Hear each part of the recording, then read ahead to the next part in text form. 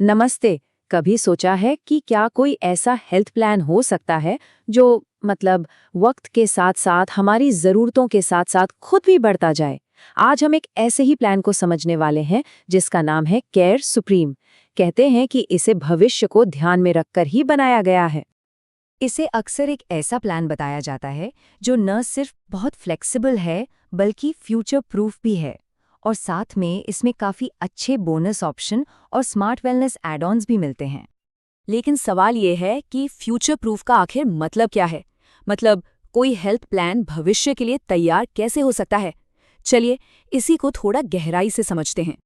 तो आज के इस विश्लेषण में हम क्या-क्या देखने वाले हैं? सबसे पहले केयर सुप्रीम आखिर है क्या? फिर इसका वो ग्रोज विथ यू फीचर कैसे काम करता है? इसके खास एड-ऑन्स को समझेंगे।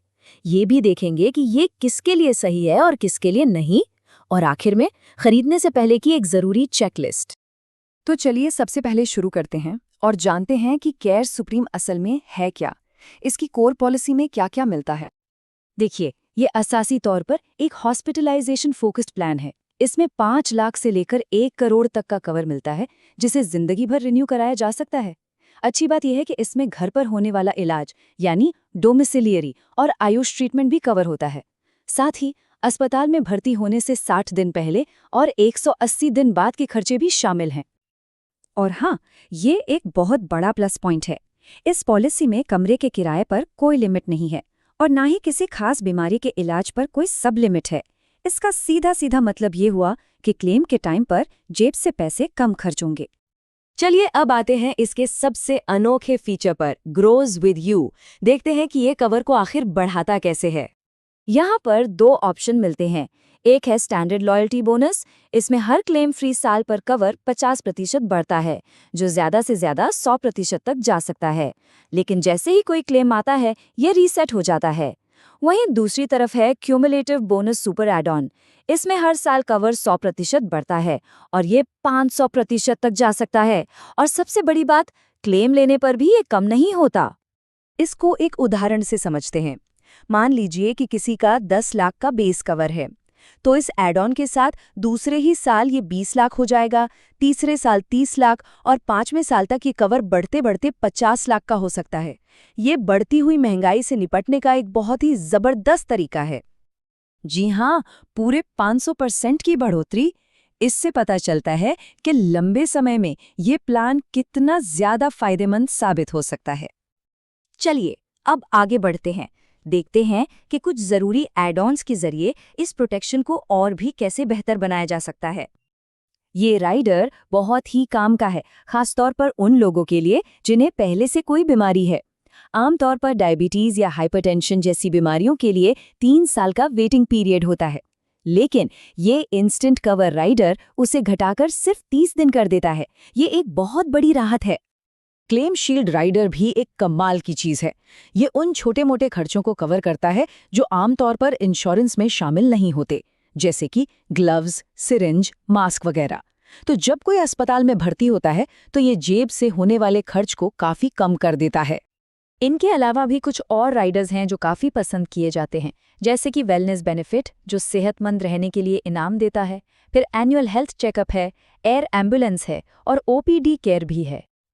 और इस वेलनेस बेनिफिट की एक और खास बात सुनिए, अगर कोई रोज अपने स्टेप काउंट का टारगेट पूरा करता है तो उसे रिन्यूअल प्रीमियम पर 30% तक का डिस्काउंट मिल सकता है। मतलब सेहत भी बनी रहे और पैसे भी बचे। अब सबसे जरूरी सवाल पर आते हैं, आखिर ये प्लान किसके लिए सबसे सही है और किसे शायद दूसरे ऑप्शंस देखने चाहिए। तो देखिए, ये प्लान उन लोगों के लिए एकदम सही है जो लंबी अवधि की प्लानिंग करते हैं और चाहते हैं कि उनका कवर वक्त के साथ बढ़ता रहे। जिन लोगों को डायबिटीज या हाइपरटेंशन जैसी बीमारियां हैं लेकिन कंट्रोल में है, वो भी इसे देख सकते हैं।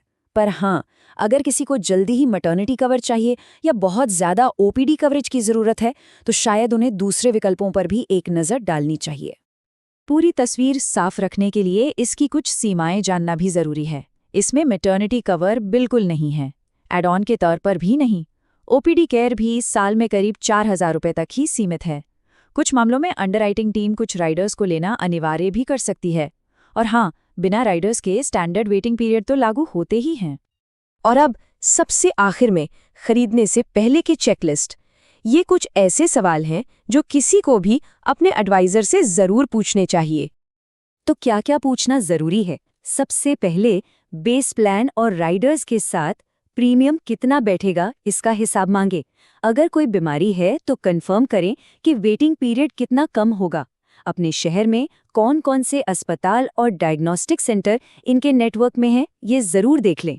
और हाँ, वो क्यूमुलेटिव बोनस सुपर वाला राइडर ऑप्शनल है या लेना ही पड़ेगा, और क्लेम शील्ड में कौन कौन से आइटम्स कवर होते हैं इसकी पूरी लिस्ट मांगना न भूलें। तो कुल मिलाकर कहें तो ये एक मॉडर्न ग्रोथ ओरिएंटेड पॉलिसी है। ये उन खरीदारों के लिए है जो चाहते हैं कि उनका हेल्थ कवर समय के साथ बढ़े, और जो वेलनेस इंसेंटिव्स और पहले से मौजूद बीमारियों के लिए अच्छी शर्तों को अहमियत देते हैं।